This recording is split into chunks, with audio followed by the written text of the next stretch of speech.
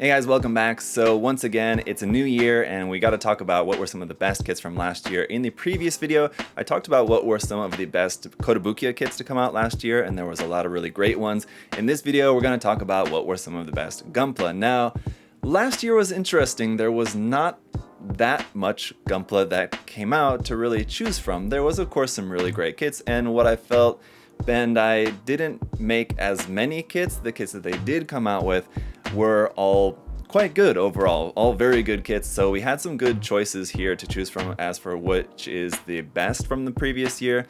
And just to get right into it, we'll just say it right now. The best kit of last year I think has to go to the RG God Gundam. And it was either between this or the MGEX Strike Freedom, which came out right towards the end of the year. Both of which are absolutely amazing kits. The God Gundam is just an amazing example of how great the real grade line can be. The MGEX is an amazing example of the Master Grade, but Master Grade Extreme. Anyway, amazing kits, both of them. The only reason that I'm gonna say the God Gundam is gonna take it as the best kit of the year is simply because of its accessibility. It's much cheaper. The MGEX is a much more expensive kit and one that Bandai is sure to not produce in such volumes, so fewer people are going to be able to access the kit, and for that reason I would just have to give it to the RG God Gundam as the best kit of the year, because it's the one that I feel like the most people can enjoy. But objectively, pound for pound, I feel like they're both really amazing kits that anyone is sure to enjoy either of those. But that said, there was some really great kits that also came out that I want to talk about here. Of course, we had the start of the HG, the Witch from Mercury line, and so far all of the kits have been really good. These I would kind of all rate, objectively, I would kind of score them all basically at the same level. You had the Lifrith, the Ariel, the Begirbu, for example, some of these towards the end of the year. I think the Deribalde also came out before the year ended.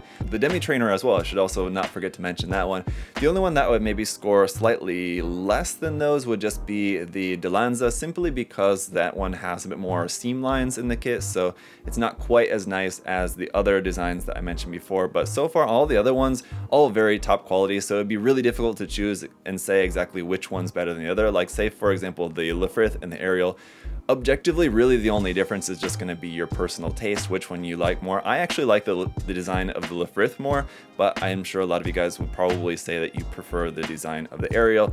But as far as the kit goes, again, objectively they're pretty much the same in terms of what you get, the quality of the model kit, the stickers, the part separation, all that, the amount of seam lines or lack thereof in those kits, the colors and everything, the details. They're really great kits, fantastic kits. If you guys have not built any of the Witch from Mercury kits so far, I would highly recommend it. The other great thing is of course that they should be in the future getting to be more accessible. I was going to say more accessible. I know that some of them have been very difficult for some people to get in certain parts of the world. It seems like Bandai's rollout of these kits has had some issues just in terms of getting them out to people. It seems like they either didn't produce enough or didn't produce enough for certain parts of the world, or just didn't get them out fast enough, whatever the case may be. Hopefully now everybody's got the kits that they've been waiting for, or you should be able to get them in the near future.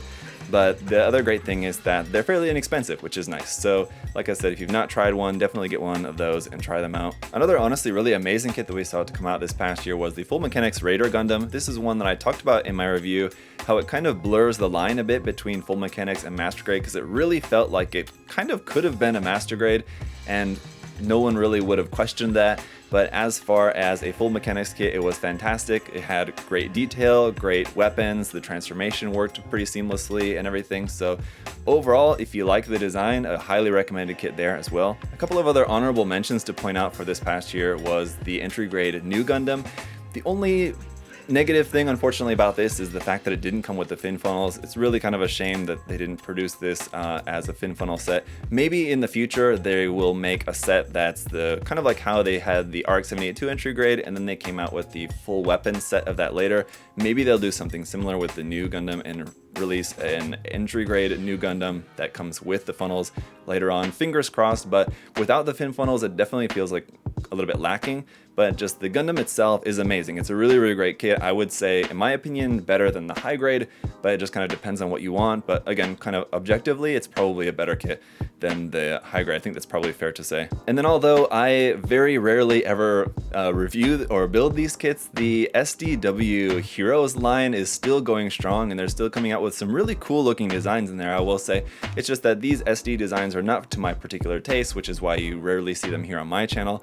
But I do want to just mention it because for those of you guys who are into these kits, I feel like they look really good and they look really cool. It's just not for me personally, but I feel like for those of you guys who are into them, they're really cool kits, and it's really cool that Bandai is continuing to make this series, as it seems to be doing pretty well. And although we did not get any new master grades last year, really, except for the 1.5 version of the Dom and Rick Dom, which were great on their own, we did get some really nice master grade kits in the premium Bandai area, and that would be, for example, like the Gundam Astria F-Type. That was a really cool kit that came out as a P Bandai Master Grade, as well as the X Impulse, another really awesome kit. That one, both of those actually I have in my review queue, and I will be reviewing for you guys in the near future. And there were some really great P Bandai HG kits to come out as well. The P Bandai G-Unit kits that came out this past year, the Low Booster and the Esculapius, as well as the Gigantic Arms version of the Hazel Ausla